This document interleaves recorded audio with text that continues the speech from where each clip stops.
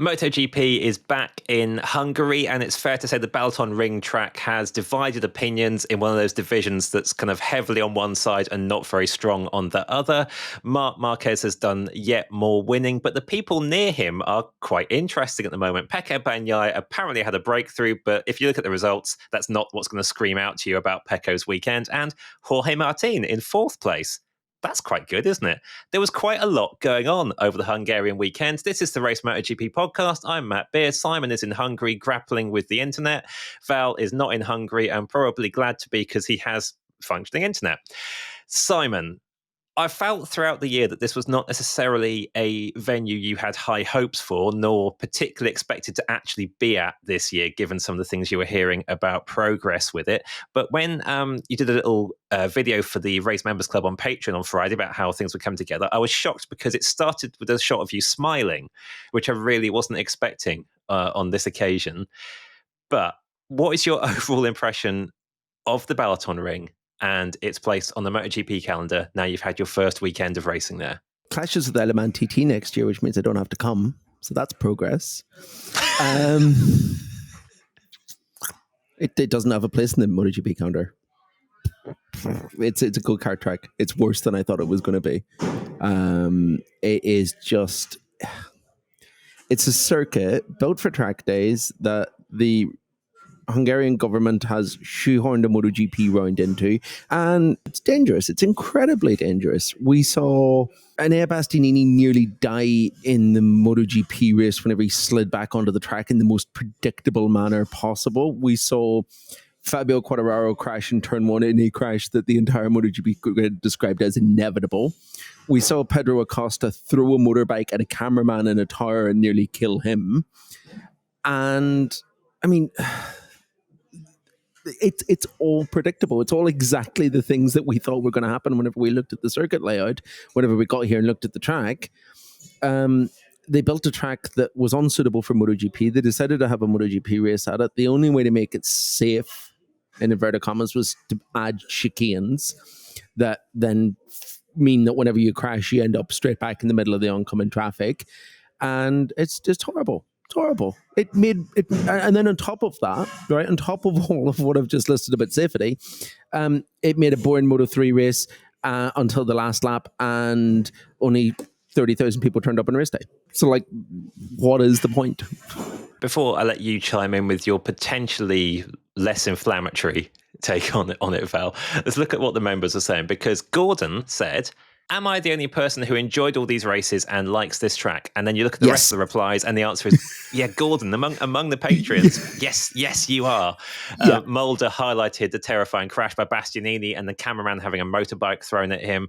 Incidents, Mulder says, which could have been so much worse, to name a few. There are better tracks in Hungary that would be better suited to MotoGP. Dan Neal said, are there any realistic alterations that can be made to make this track safe enough this year? It was not. How likely is it we actually lose this track? And Northern Bastard, in a nice, blunt, Northern Bastardly way, just said, is there any reason at all to come back to this track? Val, you watched it at home like I did. How would you respond to that before we let Simon come back in again? I mean, 80K attendance isn't great. And whatever I'm going to say, sort of, it almost is irrelevant because you're not drawing the crowds in. It's not like there's like this huge local demand in that place to have a race in that spot, as nice of a spot it is near the lake. And I've been there last year. It is a reasonable spot. It's not like it's clearly not a must-have race, and I think it is fair to ask whether a track with some legitimate safety concerns should be added to the calendar at this point afresh. I mean, that's just strange, and it is a very small track. I say all that. I thought it was fine. I mean, obviously, like the safety stuff is a different order of events. I completely disagree with the description of the racing. I thought if you take the safety stuff away, I thought the racing was totally okay. And it's fine to have. And if you built a tight track like this for MotoGP with a little more, purpose built for MotoGP with a little more safety allowances, but with a track that specifically is this kind of profile, because it feels like all the new tracks we're ever getting in any motorsport are just these like absolutely huge, almost like aero strip, but without the planes taking off type of circuits, super wide, super long corners, etc. Always super high speed. The quicker, the better. And I saw a lot of new stuff this weekend that I quite liked. Again, outside of the danger stuff, people were making mistakes that weren't necessarily crashes. The track was taxing them. The track was making it difficult to just hit your marks lap after lap after lap, which generated good action towards the end of a lot of the races. Simon said the Moto3 race was boring. I thought it was the best Moto3 race of the year. Maybe I don't remember them so well, but I thought it was a very good Moto3 race. I'm not really, I just completely disagree there. The Moto2 race was really good. For those bikes, clearly this works. This is just fine. Again, MotoGP, not so much. MotoGP, it looked a little clunky and awkward throughout. It wasn't horrible. I don't think it was a particular low light of the season. I think you only go into this and see it as like the worst show you've seen in MotoGP 2025 if you've gone in wanting to feel that way. Otherwise, it's just another day in MotoGP 2025. Hard disagree. Well, obviously hard disagree. I mean, yeah, I know, but you can't add a circuit this dangerous to the calendar in 2025 and claim that it's not a low point. So Le Mans is fine, right? So the Dunlop chicane and the stuff that happens there. But it's an old circuit corrected for safety. Okay? It's not a brand new track. You can remove it. Because we didn't have to come here. This is Dorna true. have I don't disagree with this. it into the calendar, and it's way too dangerous. One of the questions that I think Dan asked was, is there realistic safety alterations that could be made? This is the altered safety because they added a calendar that was too dangerous to the calendar, a circuit that's dangerous to the calendar. It's like saying, we'll go back to the Le Mans TT and then see what we can do to make it safer. It's the same mentality. Yes, okay, that's an extreme example, but it's the same mentality. Places like Assen having chicanes because it's the only way to keep a historic track on the calendar is totally different from deciding, do you know what we need? We need another circuit within a 3-hour drive of 4 others, because that's really what MotoGP needs to grow. And let's make it the most dangerous circuit on the calendar. And that's a quote from Joan Mir. One of the most dangerous circuits on the calendar. We should not be adding. We should not be adding circuits that are that dangerous to the calendar in 2025. Sure, and I don't disagree with that. And the fact that the organization that is preaching safety and as their first priority is doing it just makes a mockery of them. They're hypocrites. I don't disagree that this is not. Maybe that doesn't need to be here necessarily. I don't disagree that this is not the smartest addition to the calendar. I just think that there's no reason to also pile on and this was like the worst racing we've ever seen. It clearly was not. It wasn't the worst racing, but the sprint was dreadful. As it has been for so much of the season. We've had a few of those. But I didn't enjoy any of it because the danger element of always expecting something to go wrong takes away from any enjoyment there was to the racing. And the Moto3 race was dull. There was almost no overtaking in the Moto3 race. There was basically one overtake for the lead at the end. We're not, as we record this, we're not completely certain if this one will go on the YouTube channel or just be available in audio form, but the eyebrow raise and slanted head position Val adopted when Simon talked about the Moto3 race there deserves to be seen. So just draw a little sketch in your mind if you are just listening to. You can imagine it. It looks exactly like you think it looks. I came in with preconceptions having watched World Superbikes and WCR when they were there, and the impression that gave me was, it's like they've looked at a bunch of circuits I don't like and made them a bit less interesting still. It's just the sort of circuit that just does nothing to get me interested in racing. It's very plain. Yeah, slow. Visually, it's very unstimulating. Yeah, it's flat. It's very flat. Yeah, and I think that's a part of that. But the issues for me are like the lack of runoff at turn 1, the way that turn 1 into turn 2 hooks back in itself and makes it so dangerous. The lack of runoff at turn 5 that means bikes are getting thrown at walls. And then the chicanes that are just really badly thought out because they're a stopgap. But they're a stopgap that are permanent, basically, because there's no other solution because of the tightness of the circuit, because of the way that it kind of folds in on itself and gives no room to expand out. I can't imagine any other situation where we'd add a circuit that has no place on the calendar to the calendar, except that someone's getting a big bag of cash to do it. And I think that the championship deserves better than that. We're not adding this circuit with all its chicanes because anyone wanted the type of racing that Val described. Bring in here. If you want circuits with lots of chicanes on it, why are we not going back to Bud in India, where there's the world's largest motorcycle market at a circuit that has quite a few chicanes on it? There's just no value to this at all. I mean, it's got the India track has a bit more to it. than chicanes. I really like that one. I take Val's point that you don't want every circuit to bring the same thing to MotoGP, and sometimes actually a bit of a stop-start circuit, a track where overtaking is more difficult. If we get back to a point where overtaking is kind of as common as we want it to be, having one where it's a bit more sinuous is a bit of variety on a 20 billion race calendar. But this is the point: we've got a 20 billion race calendar. That's cramped enough. There are other markets we hear are interested in MotoGP. There are other places with big fan bases. Gabor Talmashi's career didn't really go the way he hoped. Hungary does not have a fervent fan base going, please let us come and cheer for MotoGP. It didn't even look if they particularly full.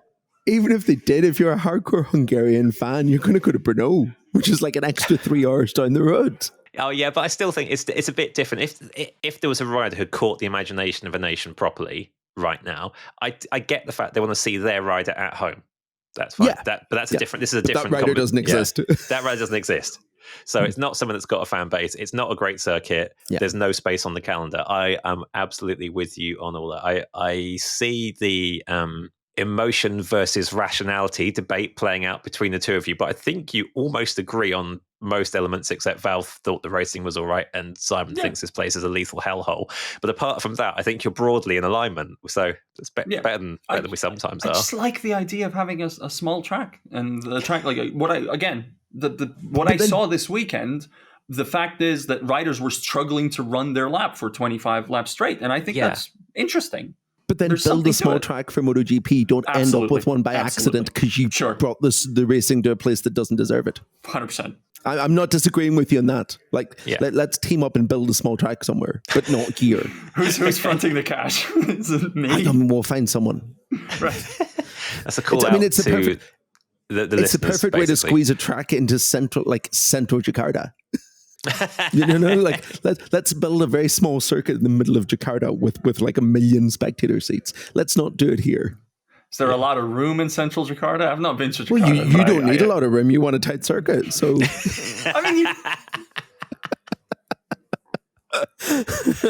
basically, we're trying to invent a tabletop scale electric kind of solution to plop in the middle of tight locations. Or do it NASCAR doing in San Diego and find an airport. That would be cool. Is there anything about the fact that it's the first year of the circuit, the first racing use across this World Superbikes, that means maybe the surface or anything else will be in better condition in a way that will improve things, or will that actually make it worse because things will become more predictable when everything settles down? There was bumps starting to appear. There was a few people complaining about bumps. I think Zarco's crash might have been bump related.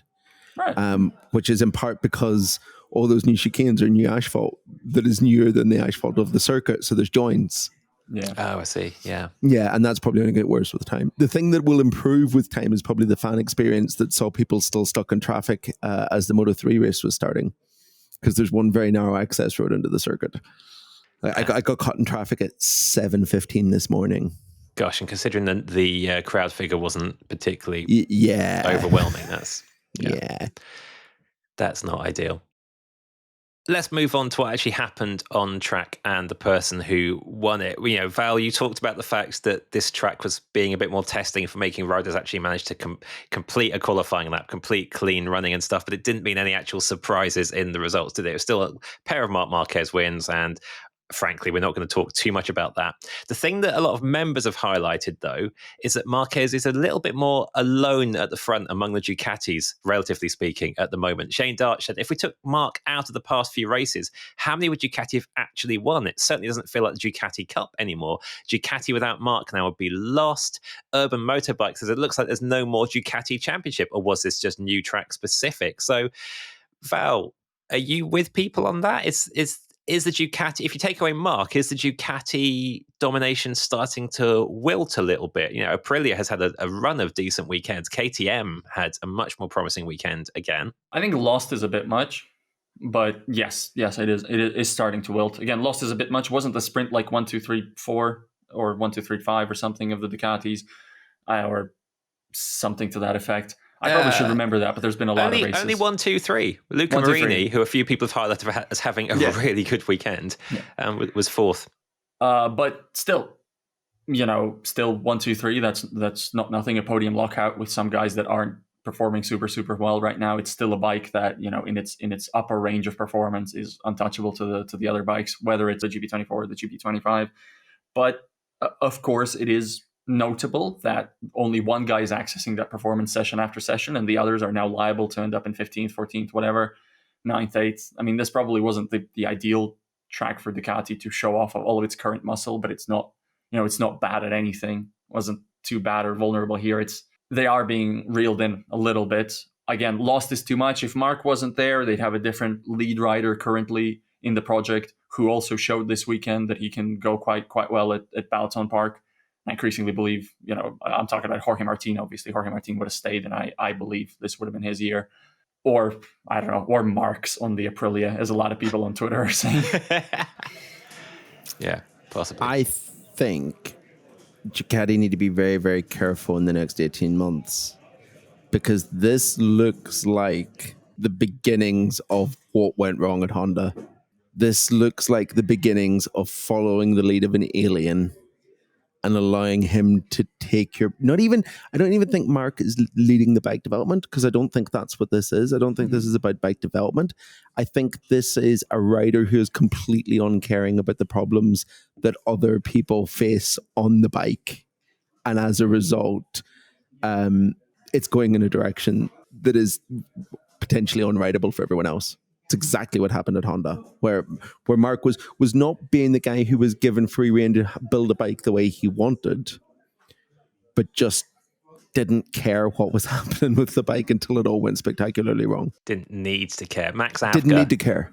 Max Avka in the Members Club makes exactly that point. So could we see a repeat of the Honda capitulation, where in a few seasons no one will be able to ride the Ducati in a competitive way because effectively Marquez is masking some emerging problems? We'll get on to Pecco Bagnaia's curious weekend in a minute as well. But Val, do you think there's anything in that? Is Ducati actually slipping, but being carried sounds a little bit bleak for a bike that's still dominating this championship, but sort of carried by Marc? Well, it's a little slipping. I also think that's not too surprising when they're coming off an off season where they brought a new engine that they didn't homologate. So all that work then went straight into the bin. And for other, I know they brought another newish engine that is being in use now, but the new engine they brought, that went out. The new aero they brought took a while to, it's on Marc's bike now, I think, but it took a while to get into introduction. So they didn't have the most successful off season. It's the kind of the end of this regulation cycle lifespan a little bit, even though I'm sure they would still keep getting faster and faster if we extended it. But it's not too surprising they're being reeled in all through with concessions. But there is a new rule set coming up, so how much can you read into that, really? True. That's why I say they need to be careful over the next 18 months, because it's to make sure that mentality doesn't carry forward into the new rules cycle rather than really affect this one. But if we were in a Pecco Bagnaia-led world, they'd be riding a GP24. There'd be 6 GP24s in the grid right now.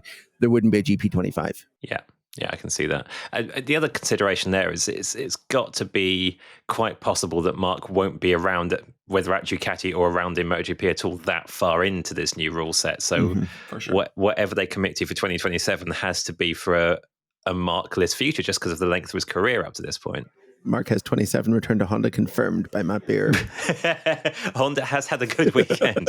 Luca Marini is warming this bike up really nicely to give it back to the guy he replaced. Clearly, we're going to keep banging on about that again. On the subject of GP24s as well, Marcus Jones said, was it coincidence that the 24 Ducati struggled at this track? And any ideas what Ducati is working on for 2026, Simon? GP24s didn't struggle. The GP24 riders struggled. Yeah. I think Alex Marquez self-sabotaged. Yeah. Firmin Aldeguer self-sabotaged. And Franco Morbidelli was all right. He was kind of at his point. So I don't think it was the GP24. I think it was Alex Marquez. It all stemmed from his bit of a dumb moment in arm-waving moment with Fabio Di Giannantonio. And Jack Miller. Yeah. But the arm-waving moment was kind of the harbinger of doom for the weekend, because it took the focus off and then everything went downhill from there. His qualifying was already poor, and then once he got shunted back, it was just a recipe for disaster. Firmin was really, really quick, but just couldn't stay in the bike. And DGO was all right. Or sorry, Franco Morbidelli was all right. Was Yeah. There were two guys on the grid in today's race in the 1 minute 37 second lap time range. And one of them is the quickest rider of all time, Marc Marquez, who did it a whole bunch. And the other, also quite comfortably in that range, was Fermin Aldeguer. The bike was fine. The bike was totally okay. Yeah. Fermin did I think maybe the fastest third sector ever on the last lap of the race. So on his way to where exactly? Yeah, where did I know. P17? 16 of the 16 finishes. Yeah, so. yeah. So the pace was there. Yeah, the bike was fine. Just putting it all together wasn't there for him. You mentioned Alex Marquez and his run at the moment, which is getting to the point where Marc can clinch the championship. Misano, isn't it? So he won't manage to do it at Barcelona in a fortnight, but Misano looks doable. And that is, obviously through his dominance, but in large part because his brother has just, as Dan Neal puts it, Alex seems to be going back to the old Alex we once knew. And Marianne Lazowski asks, what has happened to the form Alex Marquez had in the first half of the season? Yes, he's making mistakes again. He's also not as, to me at least, he's not coming across as fast as he was. Is Dan's suggestion that this is back to old Alex accurate? Because to me, it feels like it might be. The moment was kind of that weird crash with Pedro Acosta, where he was a bit lungy and Alex Marquez-y at Assen and hurt himself. And then since then, it's all been kind of old and consistent Alex. And wobbly. Wobbly to the extent that I think if Misano is unlikely to pick up the title, but I think if he outscores Alex by 10 points and he outscored him this weekend by 33 in Barcelona, he has a match point in Misano. So the first opportunity he has to win the title. It actually, from a numbers point of view, if they both keep doing what they've done over the last 5 races, he wins the title comfortably in Misano, because Alex has just gone a bit, and it's also quite telling that Alex has gone a bit off the boil recently whenever you realize that actually Pecco is still not that far away from him in third either. Yeah, very, very true. Val, didn't Marc say something along the lines of he would rather not win at Misano because he'd like Alex to do a little bit better than he has been lately? Basically, yes. And it makes sense to me. But I also do think that sort of Alex hasn't been as fast as early, and certainly he's been leaving a lot of stuff on the table. But also not he's not been catastrophically slow. He's not been Pecco Bagnaia, so... There's also a fundamental suggestion there that he really, really, really cares about Alex's performances over his own championship success, and I think that goes to an extent, but it doesn't go all the way. This title means everything. Yeah. I mean, this title means everything. Yeah. It's more about at which point in his diary he writes "order the championship T-shirts." Well, actually, I'm sure that is done. I'm sure the printing. They're ordered by now. Yeah, they're done by now. It's which continent you ship them to. That's complex for the Misano's delivery perfect driver. because the Misano's perfect because it goes in the flight case system there anyway. Yeah. Yeah, good point. Yes. So he'll get them delivered to home, drive them to Barcelona, put them in the truck to go to Misano, and then fly them to Bezzecchi from there. Yeah, I appreciate Marc saying that he'd like his brother to be doing better, but when I heard that line about how he'd rather clinch it at a time that shows Alex has had a better run of form, it took us back to what we were discussing the other week about the potential for Marquez brothers' choreography of the rest of the season just being a little bit distasteful is too strong. I just don't fancy it. All the time Alex is doing ludicrous things, then it's less likely that Marc can just hand him some races or race his brother for fun. So I'm quite glad that he hasn't been in a position to hand him races recently, has he? Exactly. No, for what feels like a long time. But Val, like you say, Alex is not Pecco Bagnaia. Bagnaia has had another absolutely horrible weekend, but one that he ended declaring a enormous pivotal breakthrough. Again, if this goes out in video, everyone will be able to see Val's face of, I don't even know what, just a complete steely lack of emotion, and Simon semi-giggling. So Simon, you were sat there with Pecco. What? That's Val's sure maverick, if you say so, face from 2 years ago. First of all, for anyone who hasn't caught up with the results, what was Pecco Bagnaia's actual weekend? Because it was I don't even know. I think he scored 7 points across 2 races. It was not good.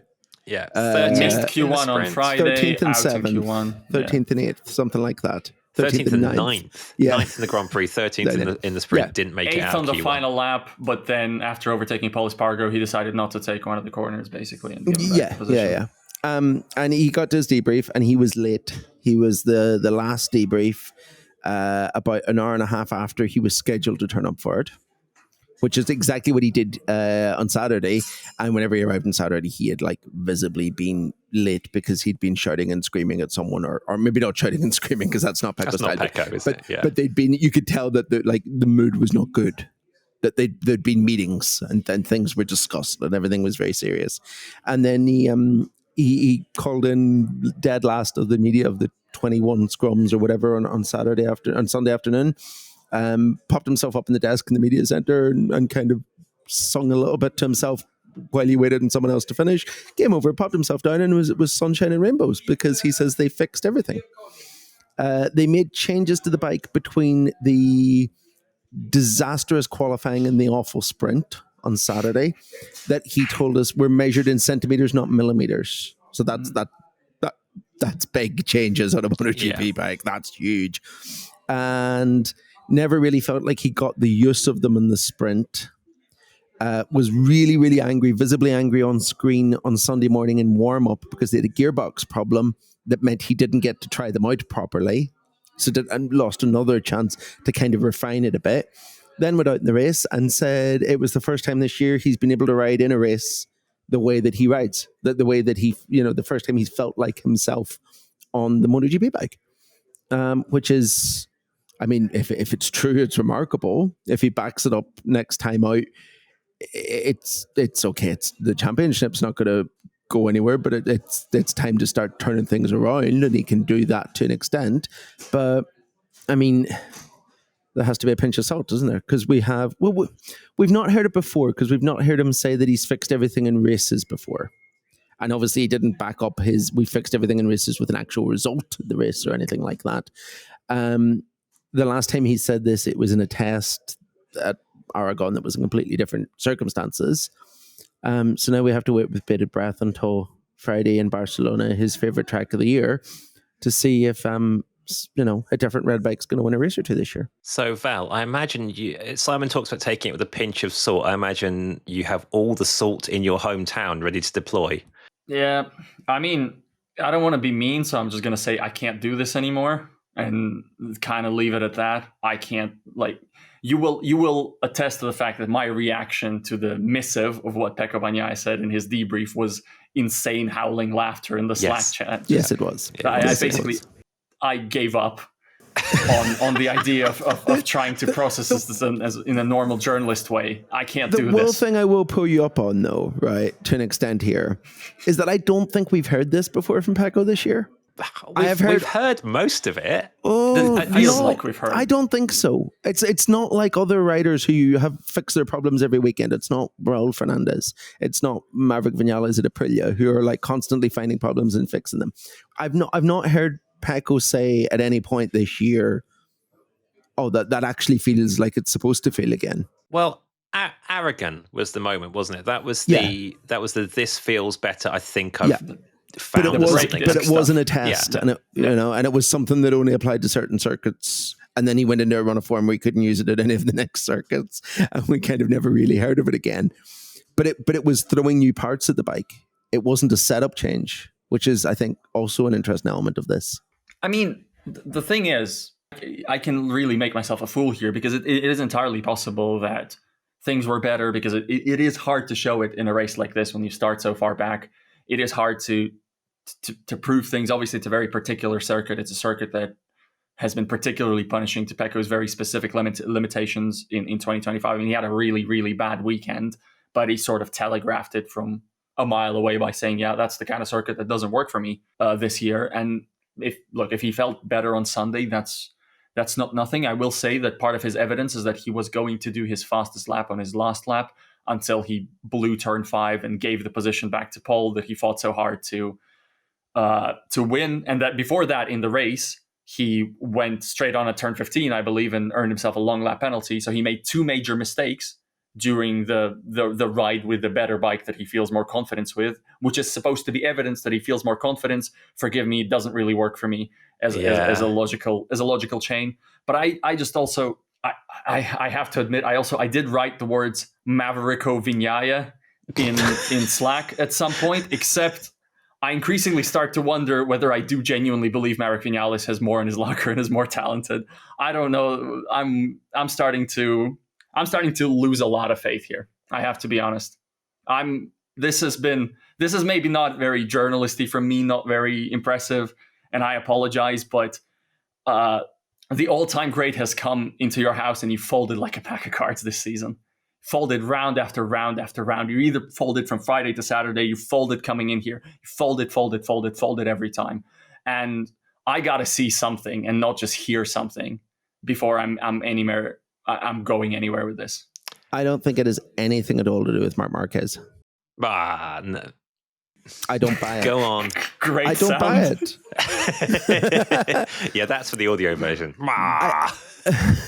I don't buy that this is related to Marc Marquez, because Pecco Bagnaia is a guy who has spent the last however many years saying, I don't know if I'm a MotoGP great because I've not measured myself against one of the greats. And that to me is an attitude of someone who isn't going to just fall apart whenever Marc rocks up on the same bike as him. I think there is something else going on here, whatever it is. I don't buy that it's Marc. If he was finishing second or third every week and was miserable about it, then you'd be like, oh, toughen up. It's because you've got a new teammate. But the fact that he's bogged in P13 makes me think that there is something more to do with how he feels the bike than the teammate thing. I see what you mean, and I think you're right, because I think he is losing to guys he never lost to before. And there's clearly weird stuff going on vis-a-vis GB24, GB25, and has been all season. I'm not debating that at all. Just for me, again, that final lap that he was talking about, that he was encouraged by, was going to be, I've looked at it was probably going to be like a 38.2, I think, at best, if it was going to be his best lap, and it would have been touch and go, I think, but it would have been like a 38.2. Marc did a 37.8 just for kicks on the final lap, just to see if he can do it. That's the kind of level discrepancy we're operating right now. It's the like your daylight lap is 4/10 off what Marc can do just for fun. I do not see any light at the end of the tunnel. Again, if he finds feeling on the GB25, for me, the problem is, okay, then you're finishing second every weekend. Cool.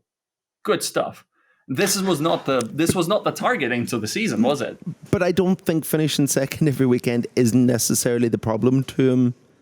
I think he'd kind of accept that as his lot in life and just wait out for Marc to retire. You are so much meaner to him than I am. This is so mean. I don't think it is. This is like give up on your dreams. But this You've just said he's worse than Maverick Vinales. Oh my God. But this is based on, I'm not trying to be mean, because it's based on things that Pecco has told me about where he kind of sees his own career position. He's not Marc Marquez, because no one is Marc Marquez. Marc Marquez is arguably the greatest of all time, and is proving that this season. And actually, Pecco being on a bike where he finishes second to Marc every weekend would kind of reinforce that point next year quite nicely. But by proving that he has beaten one of the modern top level guys on equal machinery, because right now it doesn't even feel like they're on equal machinery for whatever reason. He is kind of Marc's closest teammate since Pedrosa. Sort of, for whatever that means. That's not a compliment. But it's like saying he's equal to Maverick Vinales in terms of championships. The two of you, between you, have just come up with so many things in the last 5 minutes that I wish I could have made a list without losing track of all the things I disagree with between both of you. Is Maverick Vinales Valentino Rossi's Danny Pedrosa? There's too many layers to this. They broke my brain immediately. That sentence was difficult. Yeah, I need to draw that sentence to follow logic, and I think the answer is almost certainly no. Definitely. Right, Val, first I'm just going to scattergun disagreements now with both of you about different things. Val, there's no circumstance in which Vinales is a double MotoGP world champion. I just do not. Which is not saying he doesn't have the fundamental ability to, but I just don't see him executing that. I'm not reassessing Pecco's titles particularly based on now, but one of the things that I've always sort of weirdly liked about motorcycle racing since I got into it was how much rider confidence and feeling makes an absolutely humongous difference. This isn't like car racing where someone's a little bit out of sorts with the design of a car one year, or a little bit rattled by a teammate, or a bit low on confidence equals a few tenths of a second. You can have a catastrophic performance. And the first time I really noticed it, having got into MotoGP mid 2000s, was the way various teammates were losing the plot at Ducati alongside Casey Stoner because they couldn't handle the bike. And they couldn't handle what Stoner could do with the bike. And so some really good people were looking absolutely rubbish in that circumstance. And I feel like this is what is happening to Pecco right now. And that is a mentality thing as well. It's here's the obstacle I'm now facing. How do I figure out what to do about it? And hitting a bunch of dead ends, tripping over his shoelaces while he's doing it in an understandable way that I don't think makes what he's done up to now like something we should reassess and go, okay, it turns out he was just on the best bike and isn't really actually any good. Don't think that's true. I think this is 2025 spec Bagnaia, and the combination of him, this bike, and Marc Marquez next door is doing things to him that right now he can't handle without ending up in 15th place. And it's really sad to see, but it also means I've got no faith whatsoever in his, look, I made these mistakes because now I can ride so fast on this bike, I can actually outbrake myself. Whereas before, I just wasn't even carrying that much speed into the corners. I'm horribly paraphrasing in a really insulting way. Sorry, Pecco, but... I don't think you are. I think that's pretty close to what it was, really. I would say. I have a really brief counterpoint. The only timeline in which Maverick Vinales is a double MotoGP world champion is the one in which he stayed at Suzuki. Oh, wow. I need to draw that as well. 2020 World Championship. I also have a counterpoint, and I don't want to like relitigate past championships or whatever. You're a champion forever once you've won a title. That's why we do this. That's why we watch this. This is the point where the podcast went off topic. But I think for me personally, it would be dishonest for me to say I have not reassessed those championships this year. It would be dishonest for me to say that I don't feel differently about them, or certainly, maybe in the cold light of day or whatever. Once I think about it, I'm like, no, actually, like be logical, be rational about this. But it's sort of, I don't know how to phrase this normally, but I mean, we've watched that title fight last year, but now Daddy's home. That's it. Now the fun's over. Yeah. The actual guy is here, and it's really difficult to watch this season and not feel that. It's kind of been every championship since Mir, with the possible exception of Fabio's. I think that's the exception one. Yeah, I think so. And it's mean to say. I don't want to watch sports that way. I just don't want to be that guy. But I also think it would be dishonest if I didn't say it, because it's hard not to think it this season, isn't it? I mean, I don't feel it's that straightforward.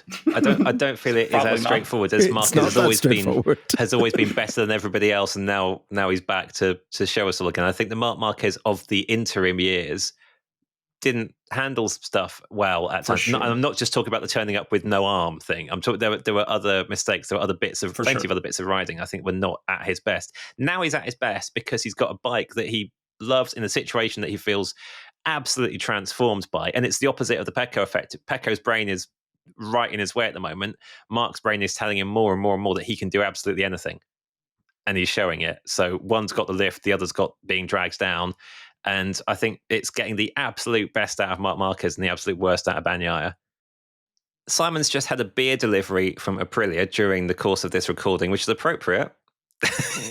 Because Aprilia had another really promising weekend. Marco Bezzecchi is now the person you expect to be somewhere near Marc Marquez more often than not out of anybody. And Jorge Martin, Friday, start of Saturday, but coming through from 16th to 4th in the main race, by far his best result of this absolutely hideous year. Let's do Bez quickly first. Val, both Todd Bryant and Dan Neal are wondering if we can predict that Bez might end up second in this championship. He's still 83 points behind Alex Marquez at the moment, but the Bez of the last few weeks is proper Bez again, isn't it? Didn't realize 83. 83 is a lot. I think 83 is too much. I think 83 is too much. He's been on really good form. I don't have any more interesting thought here other than 83 feels too much. And also, I think the confidence wave he's riding right now, I think, will be under some slight threat the more time Jorge Martin gets on the bike. Yeah. The only world in which I can see him moving up substantially in the standings is probably to go third with Pecco Bagnaia second in some sort of a Alex Marquez continuing spiral into knocking people off and crashing every weekend, which is kind of what we've seen recently. But I think he's like 35 points ahead of Bez. And I think 31. Because he's solid in between them. Yeah. And I think maybe Pecco can, if the Bagnaia wave doesn't come, he can maybe catch him. But I think it's probably realistic that the four of them roughly stay in where they are unless one of them has a, Bezzecchi's had to go through Q1 for 2 weekends now. I think. I mean, he's done it emphatically and once. Yeah, he's through been very Q1. comfortable doing it. Yeah. But maybe on Friday the margin isn't always there potentially to ensure a smooth weekend. But also at the same time, you mentioned the gap to Bagnaia. I think he's outscored Bagnaia in 4 of the last 5 weekends or something like that. That's a good trajectory. Yeah, you're right. I mean, Bagnaia is obviously in like the worst form we'll ever see him, but it's not out of the question. The worst weekend of his career, he described this one as. Yeah, I think 83 is a surmountable gap in the world where Bez is consistently riding well and turning up on the podium. Alex Marquez is getting a long lap more often than not, and Bagnaia is riding so fast that he can't help but outbrake himself at every single corner because he's loving this bike so much now. So that's possible. But let's talk about Jorge Martin, because that was so encouraging. Right of the day. Absolutely. Yeah, absolutely. So Mario A. Vargas, the Members Club, said Martin did great, and I wonder, would Marc be even faster if he had Martin there putting pressure on him? That's a big one. Yeah, I mean, I'm completely confident Marc can go faster than he's going right now. He's winning races at the slowest possible speed, as he should be. Essentially, he's a bit faster than but that's just Marc. But there is more. There's more in the bag here, and we're not seeing it. I don't necessarily. I mean, yes, Jorge Martin could be the person to unlock the more speed that Marc has, but so could have a dozen other people on the right day. So I don't want to link Marc and Martin in that way. But Martin's doing a bang up job. That's not I'm not doing that to take anything away from the performance he's delivering in the minute, because this is really good. This weekend was really, really good. I mean, he was essentially the only person able to overtake in the races. Yeah, fair. He was that is peak Jorge Martin. That's what you expect, isn't it? Like on the edge aggression is like textbook Martin stuff.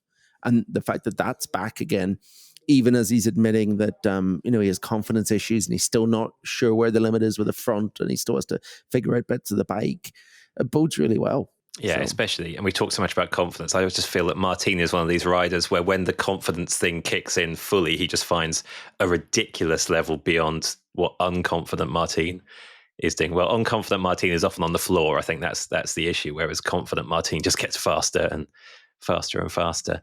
So Frank Quinn in the Members Club might have set a record by sending in 12 questions for one episode, and then sending in the 13th that he'd forgotten to include, or Patreon had just gone, I can't take any more, when Frank was typing. I'm just picking my favourite of yours, Frank, because there's a lot in there, and hopefully across this episode and other people's, we've covered the majority, I think.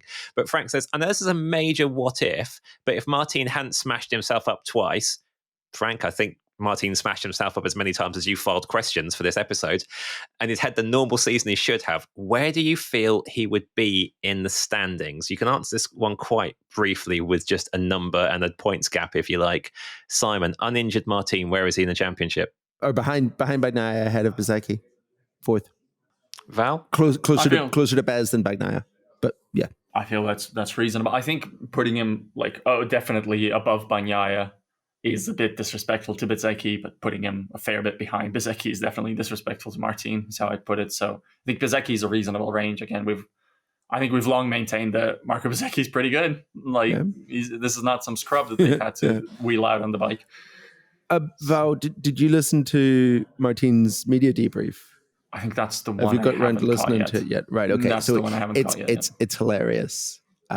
Make that your next point of business. We're doing work chat in the podcast. Make that your next point of business, because it was hilarious. It was basically like a minute about the race and then a 5-minute rant about how amazing the Aprilia team is, and how wonderful they are to work with and how it's the best squad he's ever got. He actually said that he's getting more job satisfaction out of turning the Aprilia into a race winner than he was out of winning races in a title last year in a Ducati. It was like, No, he's not. It was like a different person from the guy a few months ago who was threatening to sue them. Imagine the satisfaction he'll get winning on the Honda then when he inevitably signs that deal. The thing is, I actually think he believes it. And I think it's that the racers are awful for recency bias. We know this. Like the thing they have right now is either the best or the worst thing they've ever had, regardless of what has ever happened any other time. But like, he's going to win on the Aprilia before too long. It's not a million miles away because he's already on the verge of a podium in the Aprilia. And after the podiums start coming semi-consistently, the wins will come. And by win, you mean finish second and finish first in class. But I think if he's finishing second consistently to Marc next year, it's probably enough to convince him that he doesn't need a Honda. Like the turning around of all of this disaster is practically complete in terms of his mentality. The roller coaster that he has went through of like, I hate these guys, I'm taking them to court and then never speaking to them again, to they are the greatest team that has ever prepared a racing motorcycle. It's just, it's fantastic. I love racer, I love listening to racers who are just so black and white. I believe it 100%. And I should also say that thankfully we are immune to recency bias, particularly myself, who just 20 minutes ago declared Bagnaia a fraud, basically. so thankfully, thankfully we do not have that issue. We are rational people. Yeah, I have to say, I don't think Martin's saying all that about Aprilia is any kind of false charm offensive. I do agree he genuinely believes it, and I actually find that really endearing. If there's anyone on the grid who could do this flick from "this was terrible, I need to leave" to "this is amazing, let's go," Maverick Vinales. That's the other one. But Jorge Martin actually wins things. That's the true. That's the difference there. On the kind of a sort of wider Martin question, Oscar Robledo says, "Where on his road to recovery is Jorge Martin?" And actually, this is a factor in my head as well.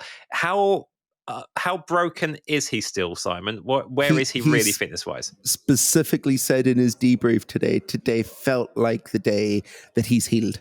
That today felt like the day where actually no, he still has a process to do to learn the bike, but this is the day where he kind of proved himself that he is physically and mentally back to where he was in, I guess, Barcelona last year. Promising.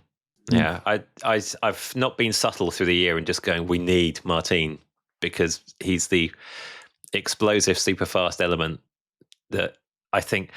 This is not to disrespect Bezzecchi, who I thought was superb in his very best year before this one and then had some doubts about. And I think Bez's top level is absolutely brilliant.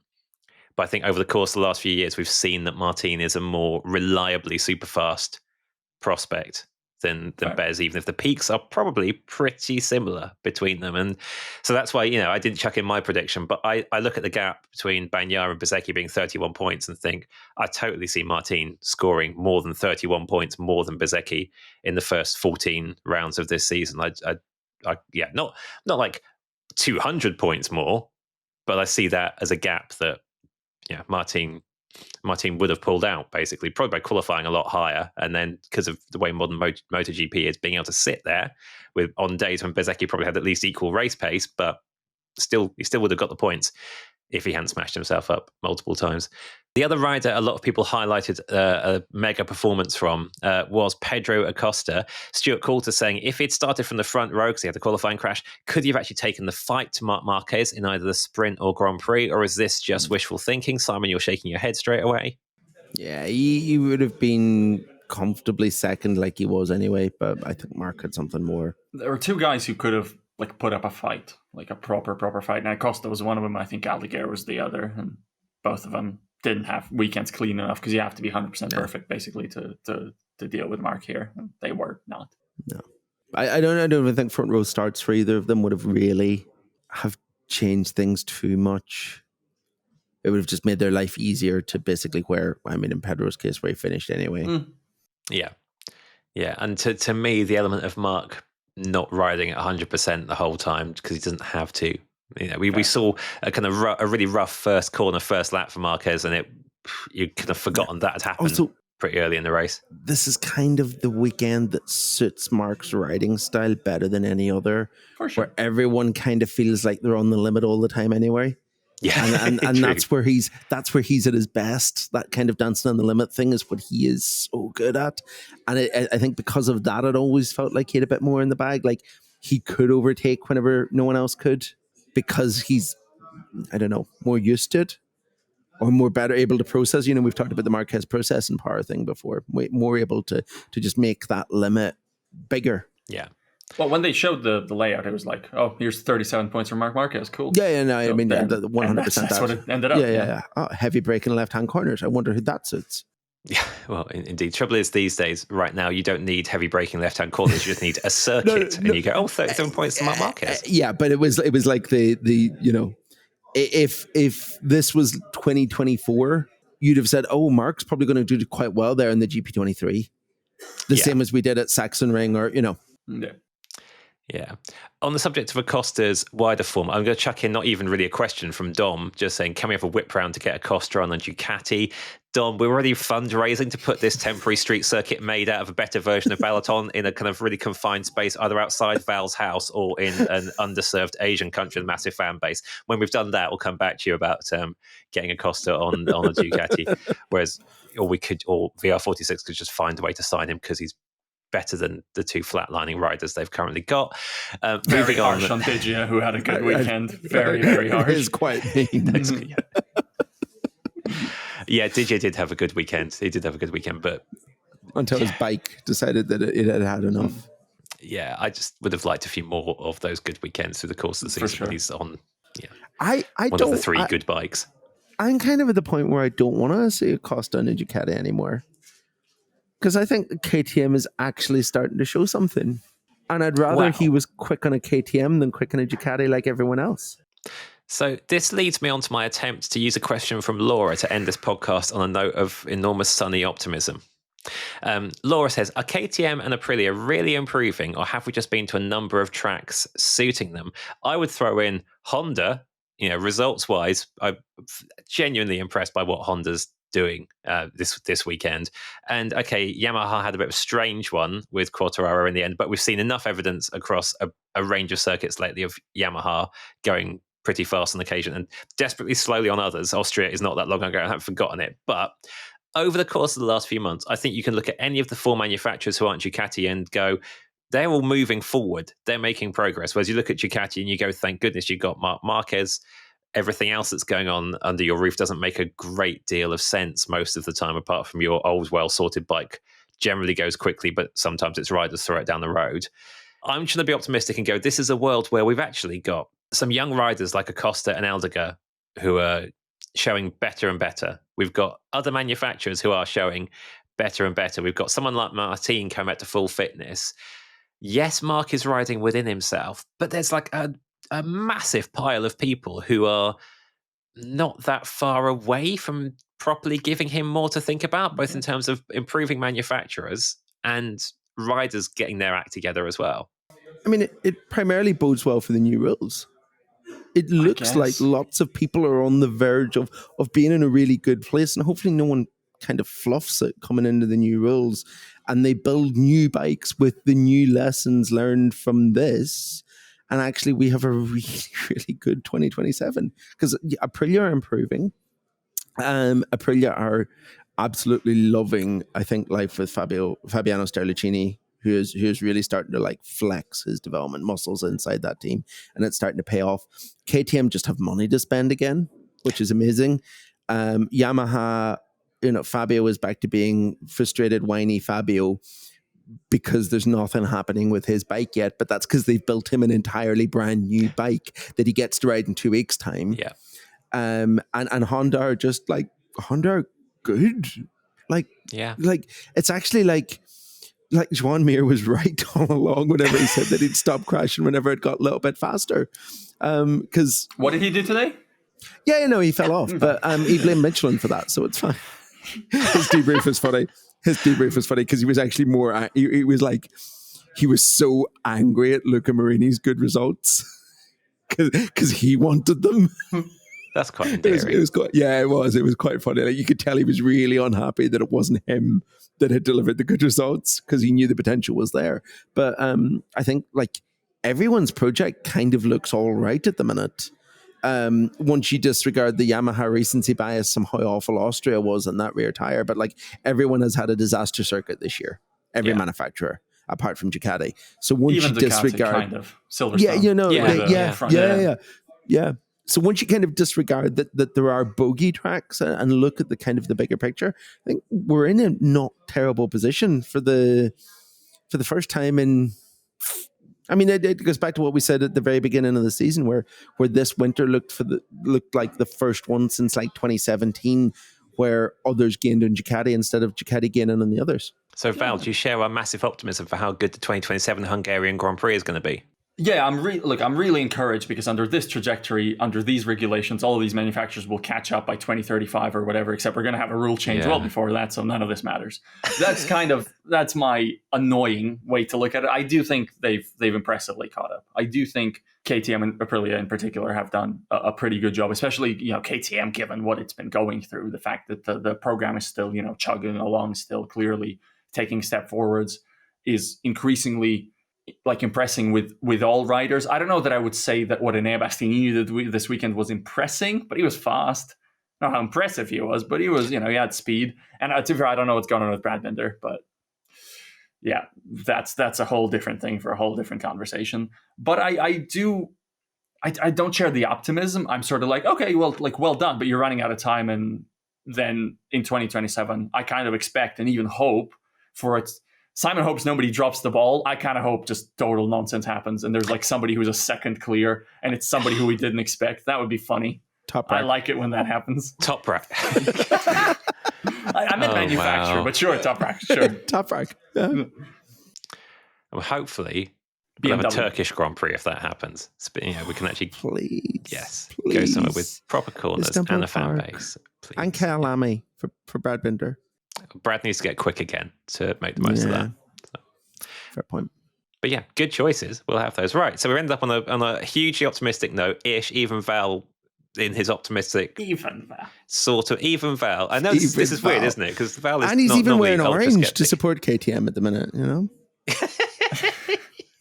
Yeah, even Val in his optimistic way is going, well, you're not going to have the close championship you two want in 2027, but there's going to be an amazing season dominated by Luca Marini being a second clear of everybody. So that is essentially what happened in 16 with the last rule change. Like Mark won the championship fairly handily, but it was all about mayhem. 8 different winners in a row. Yeah, definitely. I agree. Mark's previous period of dominance managed to be, first half of 2014 aside, a pretty interesting way of going about dominating a championship. Yeah. I'd take most of 2013 and 2015 to onwards. I mean, really. 19 was a good year. 19 a good racing. I think it was reasonable, yeah. Reasonable. Okay, fine. That'll do. Fabio Quartararo helped a lot. Fabio Quartararo kind of made 19 yes, for me. But I mean, there's a world where Fabio Quartararo could help quite a lot in 27 again if Yamaha bring a fast 850cc V4.